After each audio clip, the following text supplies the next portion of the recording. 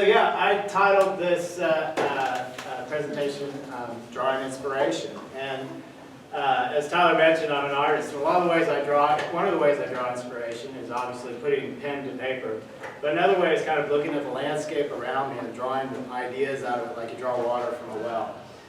I spent a lot of time on my sketch table at home, and I was educated as an architect, as you noticed, not as an artist. And I'm going to talk some about how that training influences how I look at things and the subjects that I choose and how I work with them. So I earned my master's from Cornell University, and as a student there, we studied sort of the science of materials and the physics of construction. At the same time, we learned how to draw these things through technical drawings and calculations. And if you're paying attention, you might wonder what a murder has to do with any of this. The murder here is the reference to the idea of program, or what we do inside a building, sort of the human activities that take place. And for me, the idea of that program became illustrated in school through Piranesi's work, an 18th century Italian artist who became world famous for creating these amazing worlds that everybody kind of looked at and got in awe about. And his work was a lot more about the stories happening inside these places than it was about the places themselves. He aspired to be an architect, but he actually turned out a lot more influential as an artist. So in school, I started to figure out that, we were designing these incredibly amazing boxes.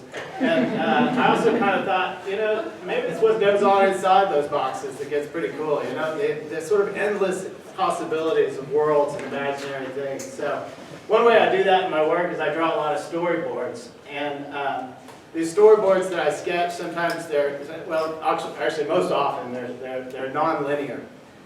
They kind of go on like our life. You can look them over and make up your own story based on what you see.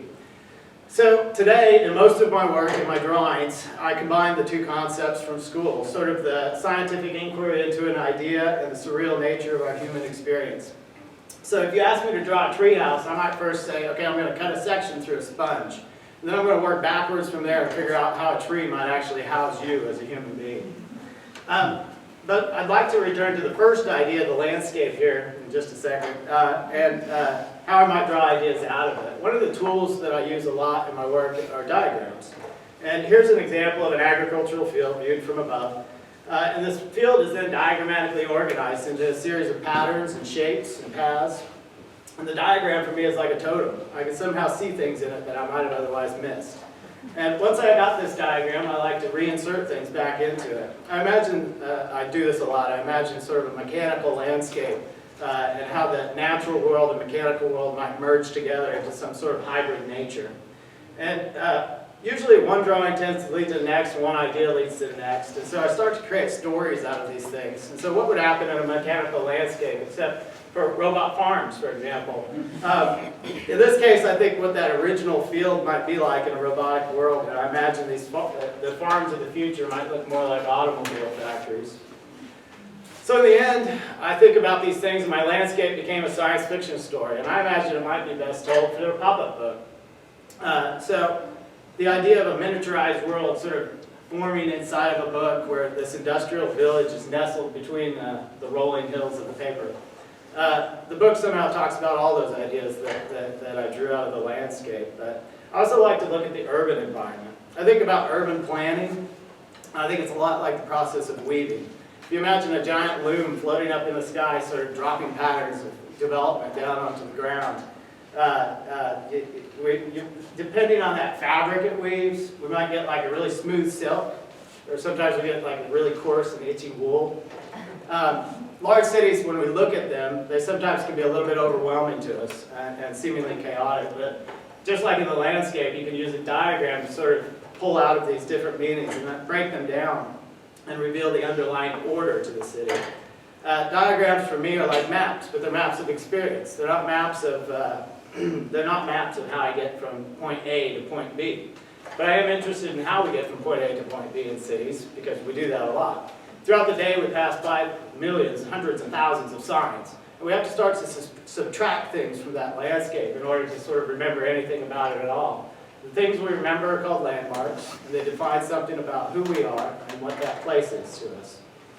So, I just lost track of where I was. Well, look at this. Anyway, so yeah, that helps. The visual helps. So this is a diagram of driving 20 minutes around the Plaza District.